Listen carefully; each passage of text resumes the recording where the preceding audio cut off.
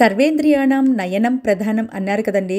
కంటి చూపు మెరుగుపరిచే ఈ పచ్చడి తయారీ కోసం ఒక కళాయిలో కొద్దిగా నూనె తీసుకుని జీలకర్ర, ధనియాలు, శనగపప్పు వేసి దోరగా వేయించుకోవాలి.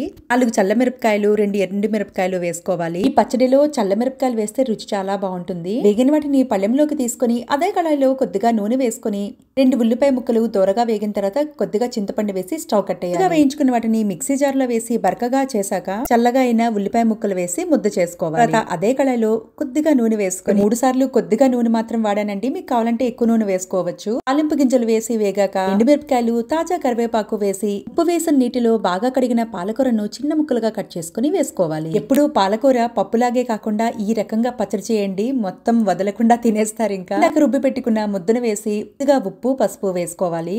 ఉప్పు కొద్దిగా తక్కువే పడుతుంది, పాలకూరల్లో మరీ ఎక్కువగా ఉప్పు వేయనవసరం లేదు. కొద్దిగా నీళ్లు వేసి మూత పెట్టి 3 నిమిషాలు ఉడికించాలి. అన్నంలోకే కాకుండా చపాతీ, జొన్న రొట్టెల్లో కూడా చాలా బాగుంటుంది. తప్పకుండా తయారు చేసి ఎలా ఉందో చెప్పండి. అందరూ ఎప్పుడు బాగుండాలి.